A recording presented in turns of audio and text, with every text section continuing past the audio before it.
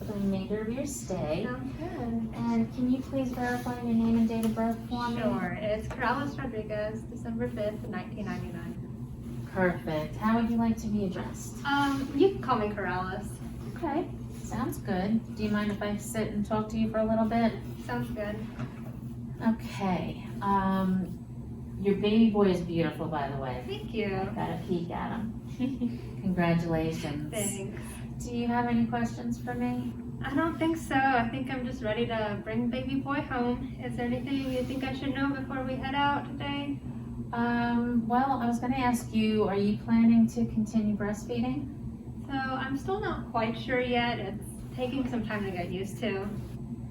Yeah, I can definitely understand that. I can set up a consultation with the lactation consultant if you'd like. Yeah, that would be great. Okay, they can help you out a lot with that. Also, it's good to keep in mind that breastfed babies generally do sleep better, and breastfeeding is better for the mom as well, so it can be helpful for you too. And there's also rest for SIDS. Okay. This would actually be a good time to give you more information on SIDS. Have you ever heard of it before? So I think I've heard the term thrown around a couple times, but I don't really know much about it, but I'd love to learn. Okay, of course. SIDS stands for Sudden Infant Death Syndrome, and it is the sudden death during sleep of an infant under 1 year of age. It is unexplained even with autopsy and clinical history reviews, but it can be prevented by following some simple guidelines that I'll go over with you. Okay, it does sound pretty scary right now. It does sound scary, but it won't be as scary, and it'll be more clear as we walk through it. I'm going to take a really good look at your chart right now and make sure I have all the correct information. Okay. I see that you are 2 days postpartum. You carried for 39 weeks and 5 days. This is your first pregnancy and first birth. Okay, and you had a vaginal delivery with the use of an epidural? I did. Okay.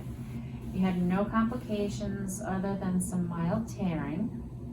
And I also see that both you and your husband identify as Hispanic or Latino. Yep, that all sounds correct. That all sounds correct? Yeah. All right. So based on that information, what would put my baby at higher risk than any other baby?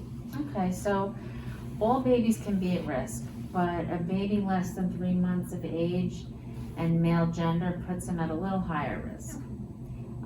What sleeping arrangements have you considered for your new baby? Do you have a crib or a bassinet at home? So we did buy a bassinet, but in our room, but we're thinking that while he's still young, we could just have him in our bed.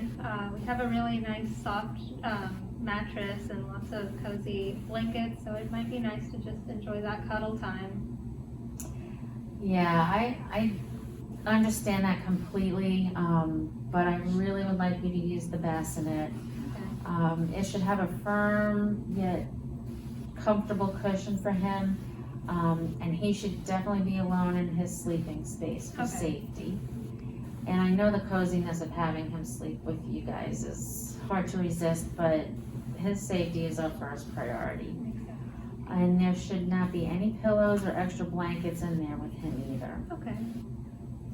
So I understand, yeah, that makes sense. I'll use the bassinet. I wouldn't want to put my baby at a higher risk. So what about the sleeping position? My mom said that he might sleep better if I put him on his side. Is that true? You should really put him on his back to sleep.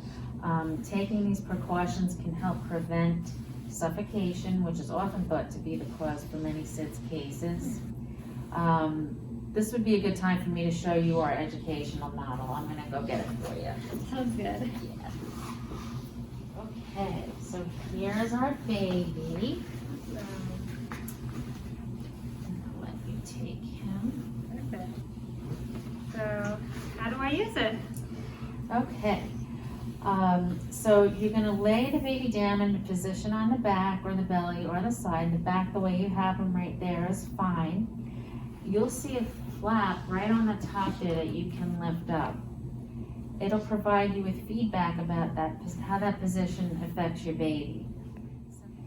Okay, so go ahead and see what the flaps tell you if you put the baby on the side. Those are just Yeah. instructions to help you understand. Side sleeping may increase the risk of SIDS, which also makes sense now. And it says not to use wedges or positioners to keep the baby in place like this on the side. That all makes sense. And we tried the sides, so let's see if we have the stomach down. That's not quite the best position for the baby. That makes sense. Supervised tummy time is a really beneficial activity for an infant that's developing, but having them sleep on their tummy before they can turn themselves back over really increases their risk for SIDS. So why don't you try that again? That makes sense. I was just, you know, Yeah, you're having to trying. take some time. That's awesome. Alright. So let me go ahead and see what it says on the Okay. front. So only lay baby down asleep on the back and put them on a firm surface. And it's good to have them in a separate space. So that makes sense after what we talked about. I'll have them in a separate cot. I'm glad it makes sense to you so far. In order to track your progress with all of this new information, I know it can be a lot. Can you verbalize 3 environmental risk factors for SIDS? Sure. Let's see if I remember. So we have babies who co-sleep with their parents in the same bed. And we also have babies who have too many pillows and toys and stuff in the same crib or cot. And I've also heard that smoking increases the risk of SIDS when I've heard it mentioned. It definitely does. That's a big risk right there. Anyone that smokes in the home or may come in to visit your home with smoke in their clothing is putting the baby at risk. So you want to try and avoid that Alright. as well. So none of us smoke, but I'll keep that in mind for when we have visitors over. Well, great job. Those are all correct. Okay, perfect. So now that we've covered all the main points, can you teach back what SIDS is and why a death can be a potential outcome? So I remember SIDS stands for Sudden Infant Death Syndrome. And I know that there's no definite reasons as to why it happens, but there are things I can do to prevent it. So like we talked about, having them on a firm, separate space and having them lay on their back. And these are all things that help the baby prevent from suffocating, which is often thought to be the cause for SIDS. And I think that's all I remember. How'd I do? You did perfect. I can really tell you have a good understanding of SIDS now. You were able to verbalize and demonstrate teaching objectives, and we revisited any points of confusion. Awesome. I feel a lot better knowing all of that now. Thank you. No problem. Now that we've wrapped up on our teaching, I'll let you and your baby boy get back to preparing for discharge. Is there anything else I can help you with? I think we're all set. Thank you. You're welcome.